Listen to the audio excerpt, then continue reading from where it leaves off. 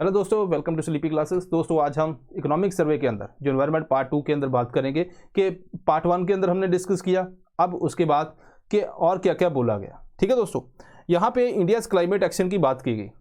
यहाँ पे मेंशन है इकोनॉमिक सर्वे के अंदर national adaptation fund on climate change. इसके ऊपर प्री के अंदर क्वेश्चन आ सकता है, पहली बात है ना। तो यहाँ पे इन्होंने बोला कि 2015 के अंदर 30 प्रोजेक्ट जो है उसके अंदर टोटल एलोकेशन इतनी हुई, एलोकेशन हमने याद नहीं करनी।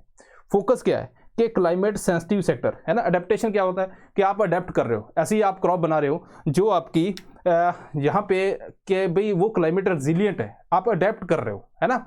आप मिटिगेशन है उसके अंदर तो कंप्लीट हम ओवरऑल करते हैं। जैसे मान लीजिए कोई ऐसी टेक्नोलॉजी है जहाँ पे आपका बहुत ज़्यादा पोल्यूशन हो रहा है, आप खत्म करके नई टेक्नोलॉजी लेके आते हो, आपने सोलर वगैरह सेटअप कर दिया। अडेप्टेशन है कि आपने घर ऐसे बना दिए, वो अडेप्ट कर रहे हो कि क्लाइमेट हुआ तो बेसिकली इमरजेंसी इज अडेप्टेशन। तो अगर आपने बिल्डिंग कोड लेके आए हो, that is part of adaptation. ठीक है दोस्तों, अब यहाँ पे इसके ऊपर फोकस करना है। इसके अलावा यहाँ पे state action plan on climate change and जो national action plan on climate change, जो हमने लास्ट जो फर्स्ट लेक्चर के अंदर इसके पार्ट 1 के अंदर पढ़ा, उसके अंदर जो प्रोजेक्ट हैं वहाँ पे हमने मिशन पढ़े है ना इंडिया के, तो वहाँ पे जो प्रोजेक्ट हैं उनके ऊपर ज़्यादा फोकस किया जाएगा। हमें प्री के कंटेक्स्ट के अंदर क्या ध्यान रखना है कि इसकी जो इम्प्लीमेंटिंग एजेंसी है वो है नाबार्ड। ठीक है दोस्तों, अडेप्टेशन फंड के लिए अंडर क्योटो। कि अब देखो क्योटो के अंदर भी अगर हम बात करें तो यहाँ पे ये तो है नेशनल अडेप्टेशन फंड। क्योटो के अंदर भी एक अडेप्टेशन फंड बना, UNFCCC। ठीक है, इसके अंदर जो वेरियस COPs हैं उसके अंदर अडेप्टेशन फंड बना, जिसकी आजकल जो ट्रस्टी है वो है वर्ल्ड बैंक। ठीक है दोस्तों, तो ये लॉन्च हुआ। तो इसके अंदर पैसा कहाँ से आएगा, तो ये बोला गया 2% CER, 2% जो CER से पैसा मिलेगा, सर्टिफाइड एमिशन रिडक्शन। मतलब कि जब क्योटो हुआ तो वहाँ पे ये सिस्टम सेट किया गया। जैसे मान लीजिए डेवलप कंट्री है, जो क्लीन डेवलपमेंट मैकेनिज्म था, वहाँ पे एक कार्बन क्रेडिट का वो सिस्टम सेट किया गया कि ट्रेडिंग कैसे होगी। जैसे मान लीजिए डेवलप कंट्री है, उसका इतना कोटा रख दिया कि भाई इतना ही तू पोल्यूशन अमिट कर सकती है। सपोज करो उसने इससे ज़्यादा अमिट कर दिया, तो वो क्या करेगी कि यहाँ पे डेवलपिंग कंट्री को टेक्नोलॉजी दे देगी। डेवलपिंग कंट्री के ऊपर तो कुछ ऐसा बर्डन नहीं था है ना कि भाई आपने कितना इससे ज़्यादा इमिशन नहीं करना, क्योंकि वहाँ पे बोला गया था CBDR के अंदर, कॉमन बट डिफरेंशिएटेड रिस्पॉन्सिबिलिटी, कि भाई जो डेवलपिंग कंट्री हैं उनको पूरा अमिट कर सकते हैं, वो अपना इंडस्ट्रियलाइजेशन के ऊपर फोकस करें। डेवलप कंट्री के ऊपर थोड़ा सा जो वो लगा दिया, बार लगा दी। अब डेवलप कंट्री है, सपोज करो उसने इतना ही अमिट करना था, अब उसने ज़्यादा कर दिया, तो वो क्या करेगी, यहाँ पे टेक्नोलॉजी ट्रांसफर करेगी डेवलपिंग कंट्री को। अब ये डेवलपिंग कंट्री के अंदर जब टेक्नोलॉजी देगी, जैसे मान लीजिए मैं कोल की एग्जांपल देता हूँ, कोल प्लांट है, वो इतना पोल्यूशन अमिट कर रहा है, तो आपने उसके अंदर टेक्नोलॉजी दे दी, वो कम करेगा। तो आपने जितनी यहाँ पे अमिट की उतनी यहाँ पे आपने कम कर दी टेक्नोलॉजी की वजह से, तो आपको मिलता है सर्टिफाइड एमिशन रिडक्शन। ठीक है, और इसकी पूरी मार्केट है। ठीक है जी, ये पूरा बिकता है। तो यहाँ पे वर्ल्ड बैंक है जो उसको खरीदती है, बेचती है, उसके अंदर पार्टिसिपेट करती है, ताकि यहाँ पे अडेप्टेशन फंड के लिए पैसा इकट्ठा किया जा सके। तो ये अडेप्टेशन फंड है, और इंडिया के अंदर नेशनल लेवल के ऊपर जो एजेंसी है वो है नाबार्ड। इसके अलावा दोस्तों दूसरा फंड है ग्रीन क्लाइमेट फंड। ये भी UNFCCC के उसी के अंदर बना। ये बना है, मैं आपको बता देता हूँ, कैनकम 2010 के अंदर। ठीक है जी, 2010 के अंदर यहाँ पे ये बोला गया कि 100 जो बिलियन डॉलर्स हैं, ओके, 100 बिलियन डॉलर्स जो हैं वो बाय 2020 पर ईयर हम जनरेट करेंगे, डेवलप कंट्री ने बोला। क्योंकि क्योटो के अंदर भी वहाँ पे बात हुई थी कि भाई जो डेवलप कंट्री हैं एक तो टेक्नोलॉजी देंगी, दूसरा पैसा भी देंगी। ठीक है, तो यहाँ पे इतना बोला गया, लेकिन कुछ भी इसी बार भी बात हुई तो कुछ यहाँ पे खास निकला नहीं। उन्होंने बोला, प्रॉमिस किया कि हम इसको जनरेट करेंगे। डेवलप कंट्री कहती है कि हमने इतना पैसा दे दिया, डेवलपिंग कहती है हमें मिला नहीं है। ठीक है दोस्तों, हेडक्वार्टर है सोंगडो, साउथ कोरिया। यहाँ पे नोडल एजेंसी है मिनिस्ट्री ऑफ एनवायरमेंट।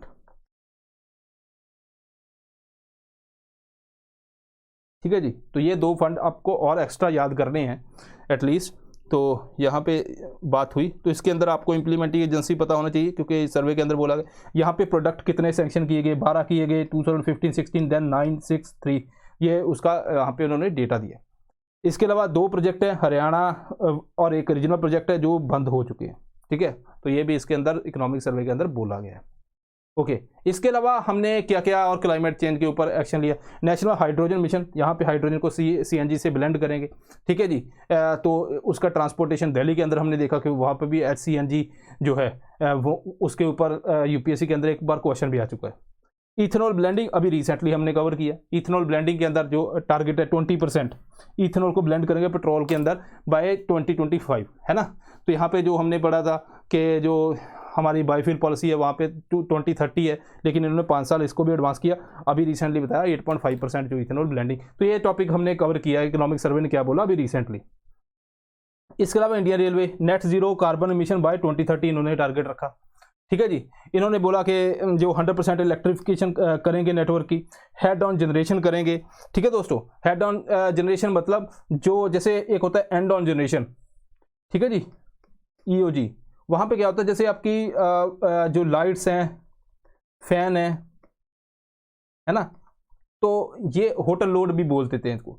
इसकी जो इलेक्ट्रिसिटी, सिंपल भाषा में बताता हूँ, इसके अंदर जो इलेक्ट्रिसिटी आती है वहाँ पे जो कार सिस्टम होता है, मतलब यहाँ पे जो आती है वहाँ पे डीजल से आती है, इतना समझो।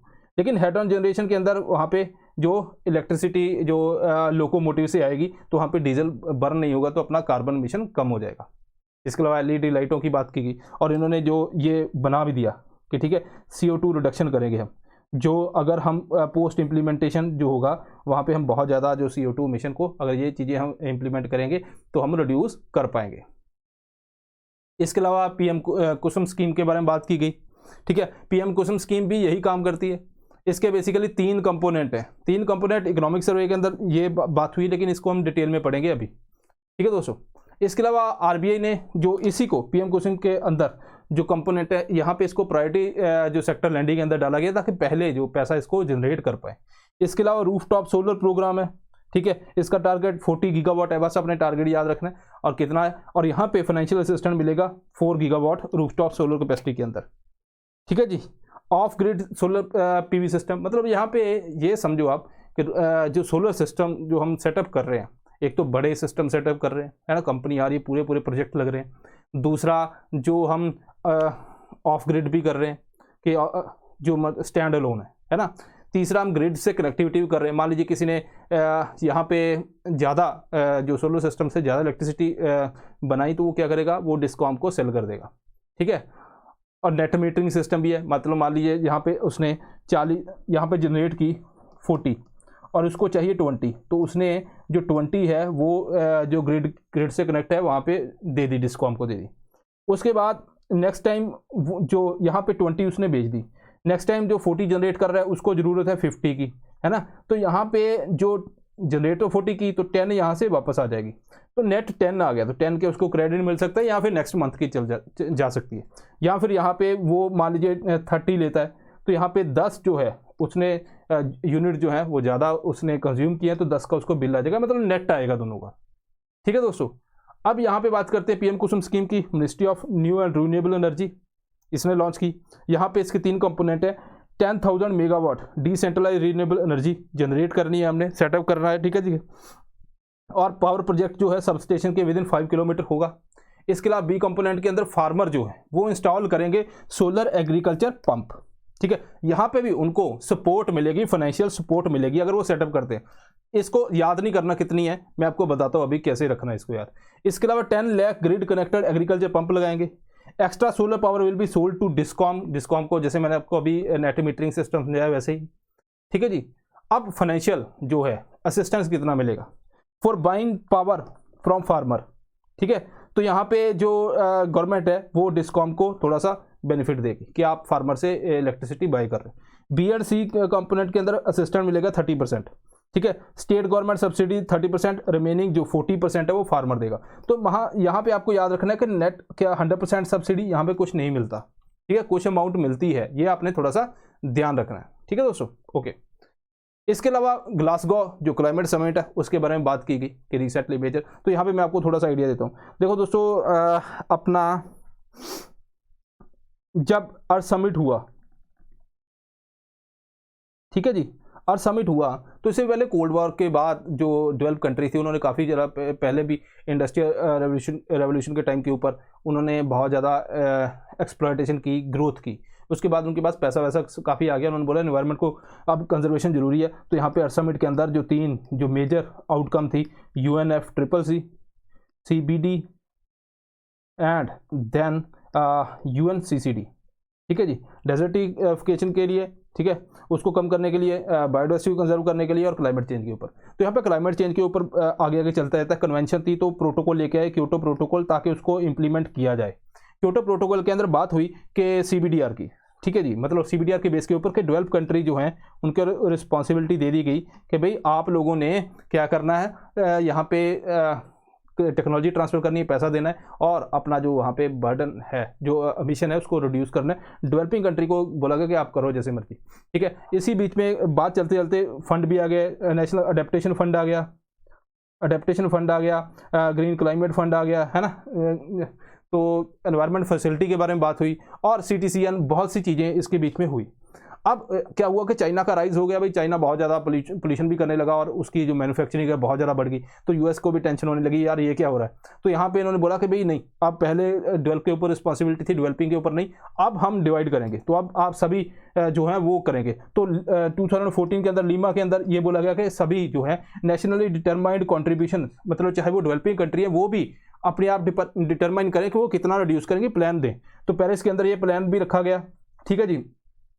उसके बाद चलते चलते कुछ खास हुआ नहीं, पेरिस के अंदर भी वहाँ पे जो बात हुई, तो उसके अंदर भी जो ये बोला गया कि ठीक है, लीगली बाइंडिंग तो है कि सभी कंट्री ने करना है। पहले तो डेवलप के ऊपर रिस्पॉन्सिबिलिटी ज़्यादा थी, लेकिन कितना करना है वो कंट्री सोचती है कि मैं इतना ही करूँगी। तो इन्होंने बोला कि भाई बाद में IPCC की रिपोर्ट आई कि इससे कुछ नहीं होगा, जो कंट्रियों ने पेश किया है आपको और ज़्यादा बढ़ाना पड़ेगा। तो अभी रिसेंटली ग्लासगो के अंदर जो है प्रधानमंत्री ने जब स्पीच दी तो उन्होंने अपने टारगेट को बढ़ा दिया है, ठीक है। उसके बारे में बात करते हैं। तो यहाँ पे क्या क्या बात हुई, गोल क्या था, वही बात है कि भाई 2100 तक हमने 2 डिग्री सेल्सियस, या उससे पहले भाई अपना जो 1.5 तक अगर हम उसको रोक सके, पर रुकना नहीं है, ये बात है दोस्तों।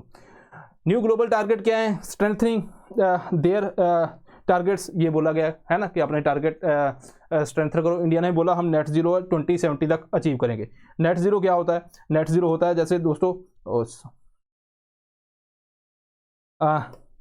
जैसे ये बात है ना कि मान लीजिए 2100 तक अपना टारगेट है, तो यहाँ से आप पोल्यूशन कर रहे हो, तो एक टाइम के ऊपर आके यहाँ पे क्या हो रहा है, इस पोर्शन के अंदर हमारा जो CO2 एमिशन है that is more than absorption, कि जो CO2 अब्जॉर्ब हो रहा है फॉरेस्ट के थ्रू है ना, वो उससे ज़्यादा है ना, एमिशन ज़्यादा है, तभी तो टेम्परेचर बढ़ रहा है। एक टाइम ऐसा आएगा कि जो CO2 एमिशन है वो CO2 अब्जॉर्प्शन के इक्वल हो जाएगा। तो नेट क्या है, एटमॉस्फेयर के अंदर जीरो एडमिट हो रहा है, जितना हम रिलीज कर रहे हैं उतना ही कंज्यूम कर रहे हैं, तो यहाँ पे स्टेबिलिटी आ जाती है।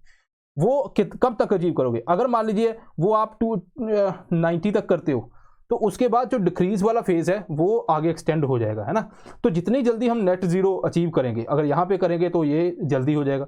अगर 240 के अंदर, यहाँ पे तो कुछ होने वाला नहीं, तो इंडिया ने ये बोला हम 2070 तक हम कर देंगे अपना, ठीक है जी। इसके अलावा Glasgow breakthrough agenda, cooperative effort to accelerate and deployment of clean technology, ये उससे थोड़ा सा ग्लासगो से बाहर रह के जो मीटिंग हुई उसके बारे में उसमें बोला गया।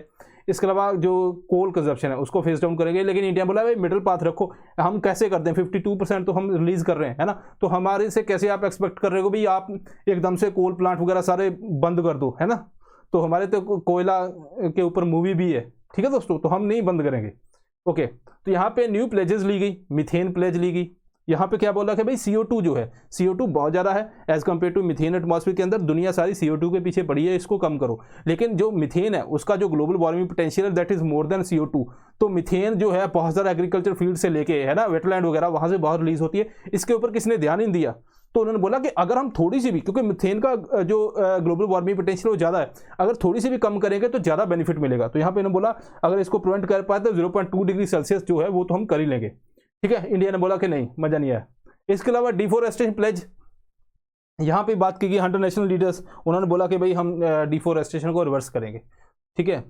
ओके, तो इंडिया ने, जब मैंने आपको बोला कि पेरिस के अंदर बाद में वहाँ पे शो किए गए, लीमा के अंदर बोला गया कि NDC लेके आओ, इंडिया ने बोला मिशन इंटेंसिटी होता है कि मिशन पर to create 1 unit of GDP, ठीक है। GDP के 1 यूनिट के अंदर आप कितना मिशन करते हो, ठीक है। 33 to 35% हम रिड्यूस करेंगे।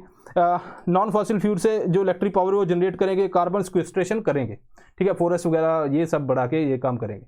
तो अभी प्रधानमंत्री फिर ग्लासगो के अंदर जो रिसेंट अनाउंसमेंट की उसके अंदर क्या है, installation non fossil fuel electricity पहले 450 था, जैसे मेरा फर्स्ट लेक्चर है, फर्स्ट लेक्चर के नीचे कमेंट के अंदर भी किसी स्टूडेंट ने लिखा था कि 450 नहीं था, तो ये प्रधानमंत्री ने जो अनाउंसमेंट की है कि सर 500 नहीं है, तो ये 500 ही है दोस्तों, ग्लासगो की कमिटमेंट है। वहाँ पे हम जो रीन्यूएबल टारगेट पहले सेट किए उसके बारे में बात कर रहे थे, यहाँ पे हम जो अभी रिसेंट अनाउंसमेंट है उसके बारे में बात करें। 500 बाय 2030, सोर्सिंग 50% जो energy requirement from renewable source से हम करेंगे। 1 बिलियन टन प्रोजेक्टेड एमिशन है उसको रिड्यूस करेंगे। इसके अलावा कार्बन इंटेंसिटी रिडक्शन करेंगे 45%, नेट जीरो बाय 2070। तो ये प्रधानमंत्री ने रिसेंटली कुछ अनाउंसमेंट की है। इसके अलावा सस्टेनेबल डेवलपमेंट गोल, इसके बारे में इकोनॉमिक सर्वे में बात की गई कि इसका अचीवमेंट क्या है। तो यहाँ पे आपको ध्यान रखना है, जो सस्टेनेबल डेवलपमेंट गोल, ऐसा तो आपको पता है कि 2030 तक हमने इसको करना है। पहले MDG थे भाई, वहाँ पे वो ज़्यादा कॉम्प्रिहेंसिव नहीं थे, तो अब ये कॉम्प्रिहेंसिव लेके आए। तो यहाँ पे SDG जो गोल है अलग अलग लेके आए। तो इंडिया ने जो नीति आयोग ने SDG इंडिया इंडेक्स, यहाँ पे इसके बीच में इंडिया है, अपना इंडेक्स निकाला, जहाँ पे वो उसने बोला कि भाई हम स्टेट को जज करेंगे, कौन सी स्टेट ने कितना काम किया है। ठीक है, तो ये एक और स्टेटमेंट जो इकोनॉमिक सर्वे के अंदर रखी है, UPSC के अंदर प्री के अंदर आ गई, तो सीधी गलत नहीं करनी आपने। वहाँ पे बोला गया SDG India index is the world first government सब नेशनल लेवल मेजर। ठीक है, दुनिया का जो पहला है जो नेशनल लेवल के ऊपर किसी कंट्री ने किया है। यहाँ पे कंट्री को स्टेट्स को 0 से लेके 100 तक स्कोर दिया गया। मान लीजिए कोई स्कोर लेता है 0 से 49, तो वो एस्पिरेंट है। कोई लेता है 50 to 64, परफॉर्मर है। 65 to 99 फ्रंट रनर है। अचीवर है 100, अगर 100 स्कोर आ गया, अगर SDG गोल्स हैं उसके ऊपर उसने बहुत अच्छा काम किया। लेकिन अचीवर वगैरह कुछ होते नहीं है, आपको पता है ना।